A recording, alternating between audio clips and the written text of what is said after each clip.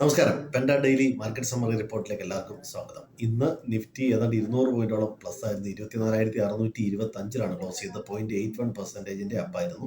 Sensex 80,364, 554 പോയിന്റിന്റെ gain ഉണ്ട്. Nifty bank 54,000 മുകളിൽ ക്ലോസ് ചെയ്ത് 346 പോയിന്റിന്റെ ഗെയിൻ ഉണ്ടായിരുന്നു. ഇന്ന് നിഫ്റ്റിയിൽ സെക്ടറുകൾ നോക്കുകയാണെങ്കിൽ ഫാർമയും മീഡിയ ഒഴിച്ച് ബാക്കി എല്ലാ സെക്ടറുകളും auto, metal, IT, energy, consumer എല്ലാം ഒരു 1.25% മുകളിൽ പ്ലസ് ആയിരുന്നു. Nifty mid cap 1.97%, small cap 1.57% അപ്പായിട്ടാണ് ക്ലോസ് ചെയ്തത്. പ്രധാനമായിട്ടും ഇന്ത്യയിലെ കഴിഞ്ഞ ദിവസം വന്ന GDP ഡാറ്റ ഏതാണ്ട് 7.8% ആണ് വന്നത്.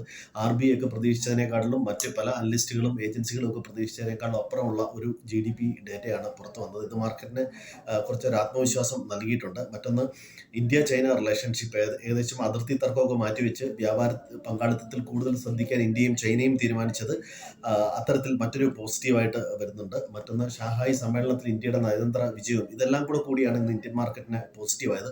അതുകൂടാതെ തന്നെ വന്ന ഡേറ്റകൾ, ഇന്ന് മാനുഫാക്ചറിംഗ് PMI ഡേറ്റ രാവിലെ വന്നിരുന്നു. 18 വർഷത്തെ ഹൈ ഡേറ്റയാണ് വന്നത്. അതുപോലെ തന്നെ GST കളക്ഷൻ 1.86 lakh crore ആണ് വന്നത്. ജൂലൈ മാസത്തിൽ 1.96 ആയിരുന്നെങ്കിൽ പോലും 1.8 lakhs മുകളിൽ തന്നെ ഇത് നിലനിർത്താൻ കഴിഞ്ഞത് വളരെ നല്ലൊരു കാര്യമാണ്. അതുപോലെ ഇതിനു മുമ്പ് വന്ന EIP ഡേറ്റ 4 മാസത്തെ ഹൈയിലാണ് വന്നത്. അത്തരത്തിൽ വരുന്ന ഡേറ്റകളെല്ലാം വളരെ പോസിറ്റീവാണ്. താരിഫിനെ അതുമൂലം ഉണ്ടാകുന്ന അൺസർട്ടനിറ്റി എതിർക്കാൻ, അല്ലെങ്കിൽ അതിനെ ഇന്ത്യൻ എക്കോണമിക്ക് എങ്ങനെ അനുകൂലമാക്കാം എന്നുള്ള രീതിയിൽ കേന്ദ്ര സർക്കാരിൻ്റെ നയങ്ങൾ, അതുപോലെ GST റാഷണലൈസേഷൻ ഉൾപ്പെടെയുള്ള കാര്യങ്ങളെല്ലാം മാർക്കറ്റിനെ സംബന്ധിച്ചിടത്തോളം പോസിറ്റീവ് ന്യൂസാണ്. പക്ഷേ താരിഫ് റിലേറ്റഡ് ഒരു ആശങ്ക ഇപ്പോഴും മാർക്കറ്റിൽ നിൽക്കുന്നു എന്ന് വേണം നമ്മൾ മനസ്സിലാക്കാൻ. എങ്കിലും മാർക്കറ്റിൽ ഇനി അങ്ങോട്ടുള്ള ദിവസങ്ങളിൽ ഈ പോസിറ്റിവിറ്റി നിലനിർത്താൻ കഴിയുമോ, അല്ലെങ്കിൽ അമേരിക്കയുടെ ഇക്കാര്യത്തിലുള്ള നടപടികൾ എന്തൊക്കെയാണ് ഇനി വരാൻ പോകുന്നത് എന്നുള്ളതൊക്കെ ഇതിനെ ആശ്രയിച്ചിരിക്കും.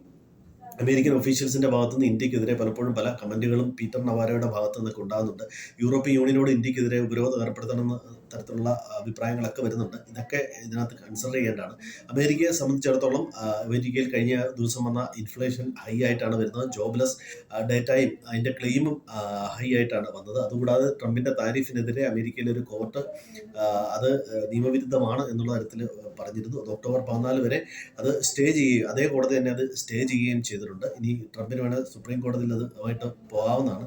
ഇതൊക്കെയാണ് വേൾഡ് ഇന്ത്യയുമായിട്ടുള്ള പ്രധാനപ്പെട്ട ന്യൂസുകൾ. മറ്റൊന്ന്, സെൻട്രൽ ബാങ്കുകളൊക്കെ കൂടുതൽ ഗോൾഡ് വാങ്ങുന്നു എന്നുള്ള തരത്തിലുള്ള വാർത്ത വരുന്നുണ്ട്. ജിയോ പൊളിറ്റിക്കൽ ടെൻഷനും അതുപോലെ വരുന്ന മാസങ്ങളിൽ interest rate cut, American interest rate cut ചെയ്യുന്നതും ഒക്കെ ഗോൾഡിനെ സംബന്ധിച്ചിടത്തോളം പോസിറ്റീവ് ന്യൂസാണ്. അതുപോലെ സിൽവർ റഷ്യ വാങ്ങുന്നതും അതുപോലെ തന്നെ ക്രിട്ടിക്കൽ